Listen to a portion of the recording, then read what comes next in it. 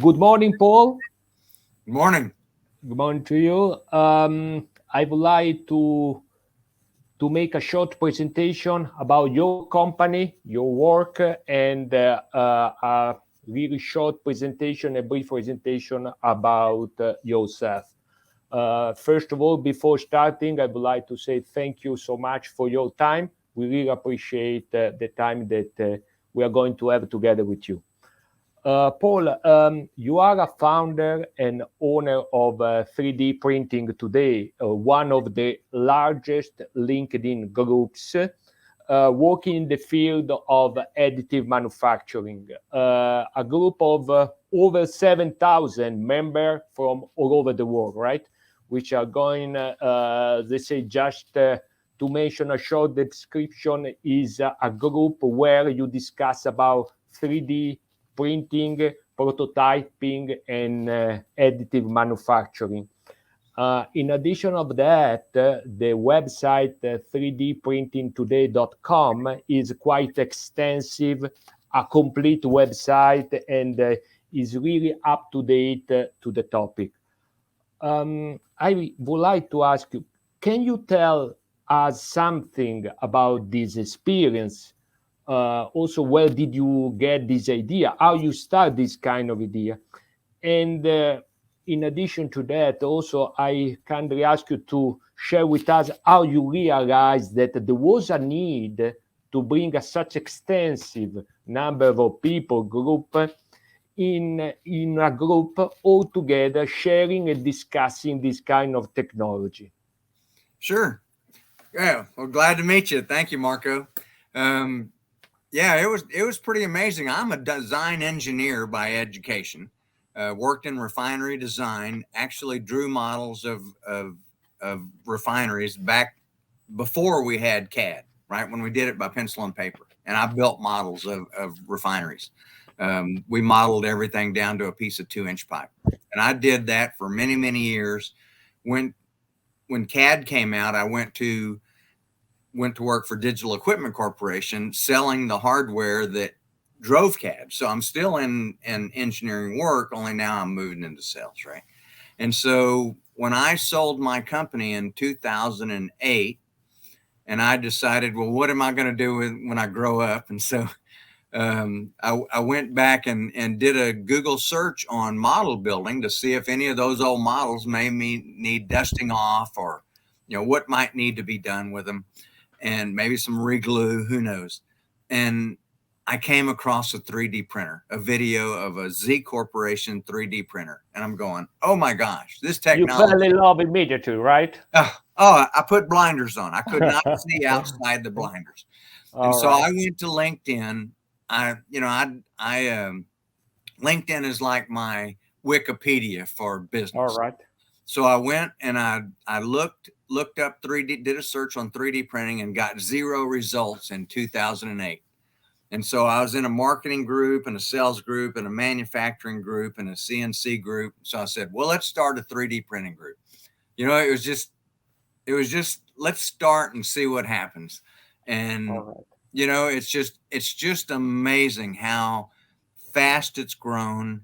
Um, there's now over 70,000 members in it. It's just really crazy. And the way that we actually started the URL side of that is a lot of people wanted to know more things that we could not put in LinkedIn. And there All was right. there was people that wanted to advertise. There was people that wanted to put calendars out there. Lots of things they wanted to do. And a good friend of mine that, and his name is David Lee, and David David and I have been friends since the early 90s. And David builds websites for a living. And so David said, Paul, you need to get those people on LinkedIn. You need to get them to a real URL where you can really really show the world what 3D printing is. And I kept saying, David, I don't want to build a website. I don't want to do that. I don't want to have any part of that. No, I just don't know. And so finally he said, when we were at about 45, 50,000 members, he said, look, Paul, I'm going to build the site. And he said, you bring your LinkedIn people, I'll build the site and maintain it. And he said, and if we ever have any monetary gain from it, we'll just split it right down the middle. And so, right. we make a little bit of money on it, not much. We just make enough to pay the rent virtually, Right. to pay for the URL, to pay for the hosting. And we're not trying to, get rich off of that or anything. Yes. It's just It another was way. a really amazing challenge, right? So it started almost 14 years ago, right? You said, Paul, 2008, correct? Right. That's when I started the LinkedIn group, and we probably started the URL extension probably about 3 years ago, maybe 4 years All ago. right. All right. Now, Paul, let's try to identify the world of 3D printing. Okay, we can just split in three main sectors, right? In three main categories: printers, materials, and services, right? Just to try to make some analysis, we can say that almost 40% of the total market is for printers, 30%, 31% for material, and services, I would say something like 30, 29%. Okay. This is, I would say, the thought about the market, right? So how we can divide in these three main or macro categories. According to this data, to this assumption, what are just the demands of the client? So, I mean, according to the client inquiry, according to the customer need, are they just looking for consultation planning, or they are just asking to make some part? And finally, I just to trying to make some analysis about the level of the client. We are talking about a few specialized players, or we are talking about widespread know-how. Sure. So I've worked in all three different arenas, right? I've sold hardware, I've sold software, and of course, the services. But the materials, of course, that's regardless if you're selling the services or you're selling the hardware, the materials is going to be part of what you do, right? So I've always been part of the material side. It's a few years ago, I would have said that the actual printers were the most important part. I still think it is, but I actually see a lot of services work coming in. There's, like you said, there's so many different kinds of printers. There's a lot of different kinds. And so it's no one company, no one printer can meet all the needs of a company. I don't think. I think that companies, if they're going to buy a printer, that they have to find where is that 80% that they're going to be printing, and then the balance of what if that they ship that out to a services company, to a bureau, so to speak. It's and a lot of folks now, I think here in the United States, I'm not sure about the rest of the world, but I know here in the United States, I think a lot of people are holding their capital. They're not wanting to spend big money right now because there's so many variables in the world, right? And they're holding on to their money, not spending it. And so that really bumps extra energy into the services side. Just because they're not buying a printer doesn't mean that they don't need 3D printed parts. Right. All right. And that's where a lot of the services industry can come in. Does that sort of answer your question? No, yes. Paul, maybe this is something related to some kind of fear or feeling that the customer still, they would like to make a step ahead in terms of the investment, but they prefer to keep money and maybe to wait for a while to place and to move forward with investment. Exactly. You are receiving many orders, and according to the order that you receive, most of these orders are just for one kind of machine or for the same kind of material, there are different kind of involved machine. And in case, I mean, it will be this case that there will be many different involved machine. What is, I mean, the key factor who drive the customer decision? Sure. So when companies come to me and they want something 3D printed, they come to me and ask my what my preferences are. And I always ask them, so what resolution do you need? What how strong does it have to be? Does it have to be outside in ultraviolet rays? All these different things. Is some kind of solvent's going to be touching it? And all those, there's no one printer that can handle everything. And so, if someone is going to, if they're going to want really, really high resolution, I would point them towards an SLA process. If they were looking for something that was really, really durable and hard, I would push them towards the HP multi-jet fusion process. So there's a lot of different variables that go in to what they do. That's the good thing about my company is we actually have 11 different technologies that we can use. And then the materials go on top of that on what they're looking for. If they're looking for strength, if they're looking for durability, if they're looking for, now there's TPUs and TPAs that allow you to do some different types of like almost like rubbers in some cases. So, a lot has to do with those characteristics of what their end product use is going to be.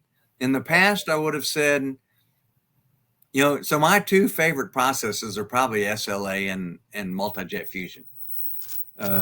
One specifically for that high resolution where you need exact marks and characteristics, and the other is for strength. So those are the two that I look at the most, and I usually help move my customers that direction. Okay, clear. Thank you. So now let's try to make an analysis about the future market, Paul, right? Just to have a glance about the market, what is going to happen, what will be the next, how will be the future. According to your analysis, to your vision, there will be a move toward an increased sale machine. So you see, I mean, that the market tomorrow, it will blooming in some cases, will be increased sales of machine, or on the other side, there will be a trend where few clients, maybe some of them quite specialized, they will just going to move to purchase a machine and printing for a lot of clients. How will be? I mean, we are talking about two different, I would say, scenario, right, Paul? Sure. It depends. I see both ways happening. It's it's quite political answer, right? Well, it depends. So where I'm seeing companies now is if they have a project going on that is currently that they can use 3D printing on, they're going to buy their own printer. That's what if they can justify their current project, then and it all has to do with injection molding, right? That's the whole thing. If I've seen places, I've done work with a company where the injection molding was a lot of money for the tooling and then for the parts, and we looked at trying to 3D print it because a lot of times you're seeing 14 to 21 weeks to get a mold made, to get a mold cut and be able to start printing. And so what do we do to get to the point where we're waiting? What do we do in the meantime? And for this one that I'm thinking about, because of the box size of the print that you could do and the size of their part, they could injection mold their part for $12, right? Over and above the cost of the mold. But to 3D print that part was almost $500. So in that instance, that's not a good answer. But then I've seen another customer where to injection mold was $5,000 for the mold and then $3.50 a part. We could print those for $1.22 each. In that instance, 3D printing was a whole lot better opportunity for them. And if they can see those kinds of returns, most people will buy machines, I think.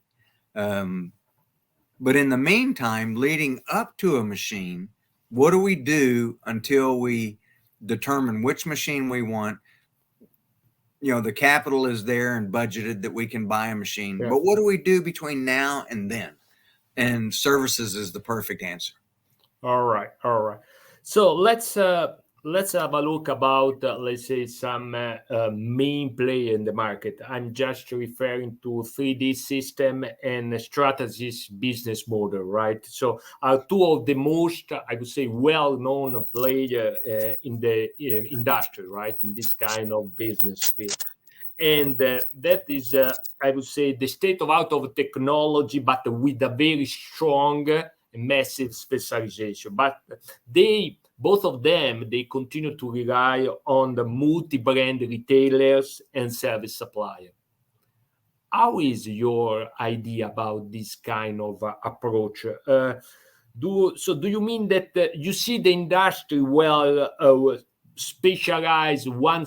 heavily specialized in technology, or in your opinion there are a lot of multi-brand additive firms? What do you think about it?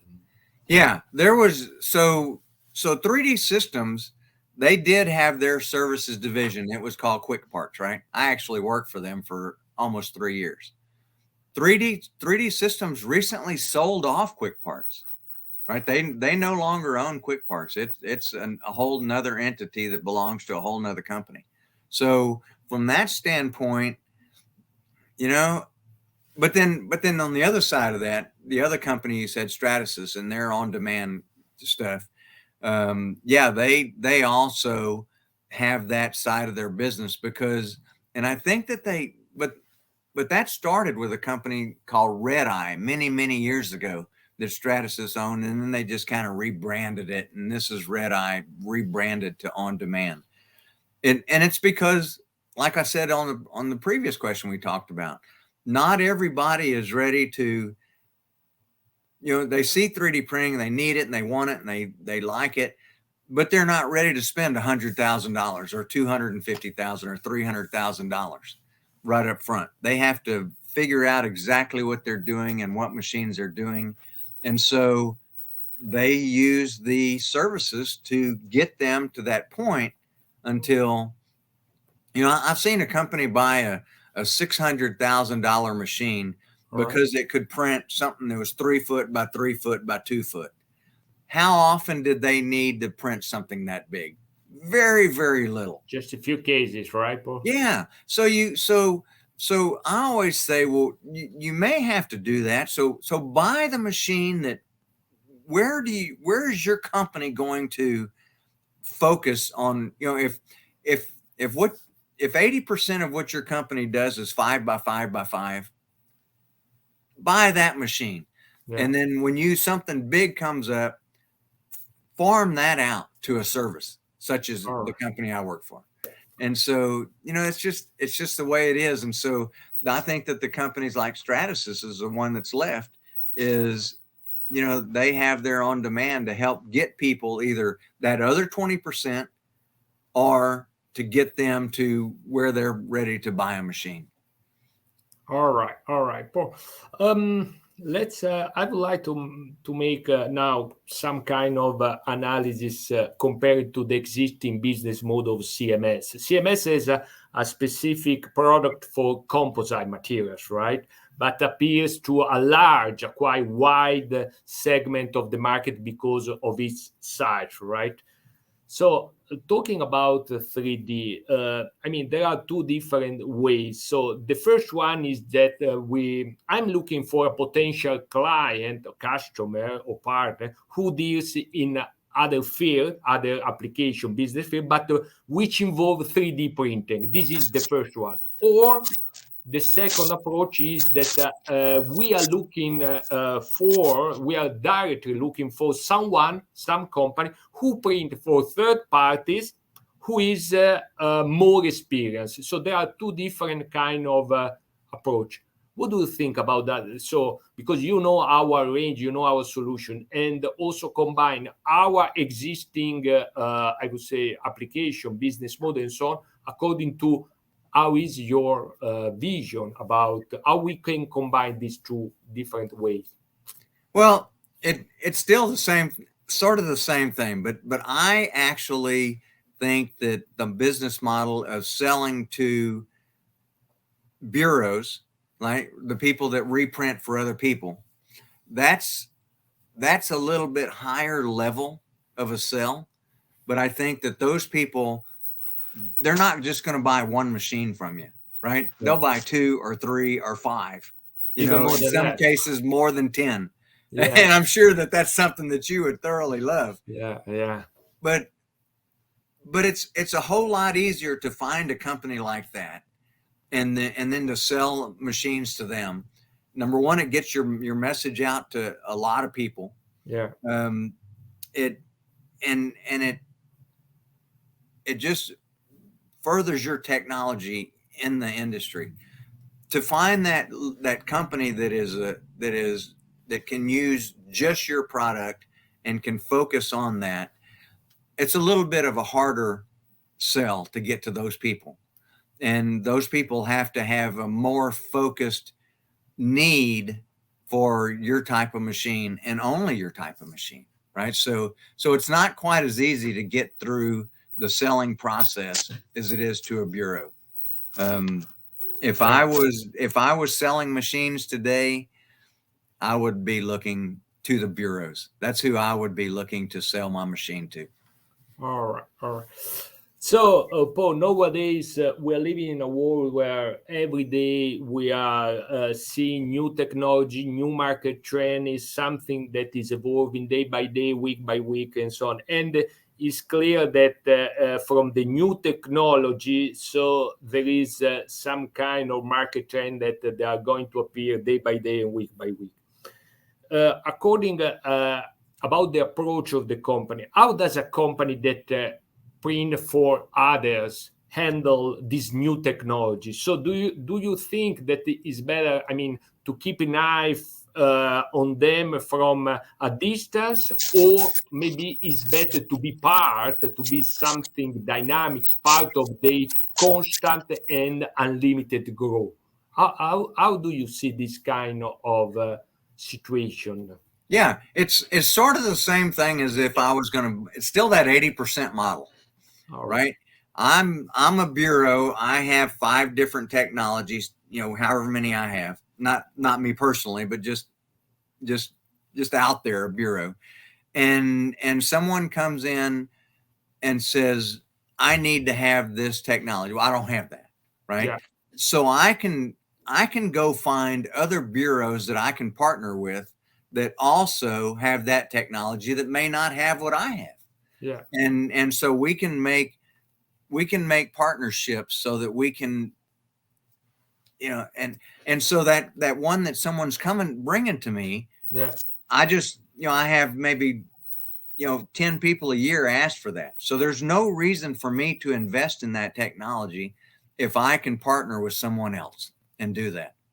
I have to thoroughly and fully understand who my partners are. Yeah. Right. And know that they're doing their work and their quality is just as good as mine.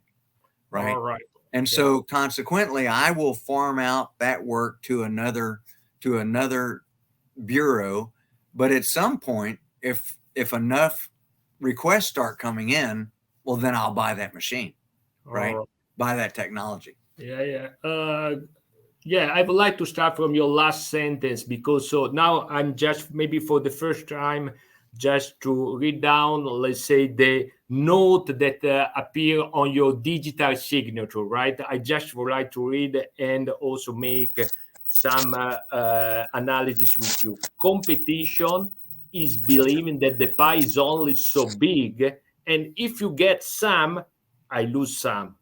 collaboration is the opportunity to work together to make more pies. I really love this sentence because it's a kind of, let's say, analysis where inside to this sentence there is approach, scenario, strategy, policy, and so on. And then, honestly speaking, I really realized, I found that this sentence is really interesting. Do you really think that this sentence applies to the world of additive manufacturing? And if yes, if so, in which way we can apply to this to the world of additive manufacturing, Paul? Well, that's sort of a golly. That's for me personally. Yeah, It's not about making a lot of money, right? It's not. And if it's all about being happy. yeah. I mean, that sounds really silly, but to No, me, it's not. It's you not, have to Paul. enjoy what's Yeah, the old saying about if you enjoy what you do, you'll never work another day in your life, right? Because you're not working, you're having fun. yeah. And No, so yeah, that's the way I look at it, yeah, is that I'm not trying to be in competition with someone else. I'm really not. If somebody else that is doing what I'm doing, yeah. if we can have fun together and we can work together and we can both make a lot of money, that's a whole lot different than if I'm just keeping everybody out and I want to do just what I do, right? It's it's about sharing the wealth across the industry. No, It's Paul, I really appreciate what you said. And then, really, I fully agree with you that the possibility to share something with someone else and try to bring added value to anyone does without any kind of limitation, limit, without any kind of business reason is something quite valuable. And I really appreciate your approach. And then your story is quite amazing since you start on 2008, and then also you bring in your friend David, if I remember well the name of the guy who support you to realize the website. So really, I mean, your story is full of passion, also some kind of really added value that you bring to the group of people, to more than 70,000 members. So it's quite amazing. Congratulations again for what you did and you are doing every day, and you are going to do for the next 100 years. Is it, Paul? yeah, it's the thing about LinkedIn is Yeah, that has been a love for mine, yeah, right? It with that many people, there's a lot of moderation. yeah, You have to. I don't just let anybody in. I mean, I yeah, let most everybody in, but I have to touch a person before they actually get yeah. in, and it takes probably about 2 or 3 hours a week Is a to sort of moderate daily that. inspiration, right or no? By LinkedIn, you can receive a lot of daily inspiration, input, suggestion, and so on. And then also, on the other hand, you can also share some new trend or new possibility to all the members. Is it? So yeah, but what happens on the URL is that the news that we have, the news tab, allows people to, we have a robot that goes out and searches the internet Yeah, and pulls back all these articles in, and then we have an AI program that actually can looks for keywords in each of those deals, yeah, and then each of those technologies, and then it puts them down into a, a, a different groups, so yeah, that if someone goes to news and they pull down, it's a dentist that wants to know what's happening in dentistry, right? yeah, They can go to news, they can come down to medical, they can go to dentistry, and then that's all they see. They yeah, just see articles about dentistry. If you're an aeronautics engineer and you just want to see things about aerospace or aeronautics, you go to that tab and you see just that information. yeah. And it was kind of fun building that and helping David build that. And now it's there, and that's why people come back. They come Sure. back because they specialize in certain areas and don't want to have to just, so many people that are doing 3D printing now on websites, you have to look through every single article to find the one you want.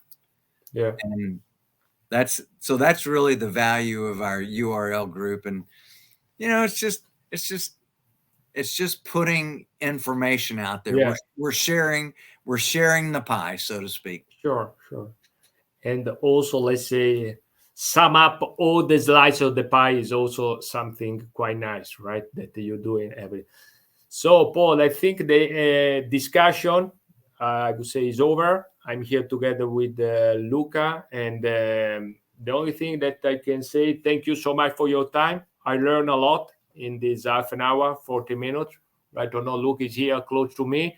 I hope that it will be the first interview of the next 1,000 that we're going to have in the future, right? Or All not? right. I've enjoyed doing it, and I look forward to talking to you again. Yeah. Bye, Paul. Thank you, Marco. Thank you. Bye. Bye-bye.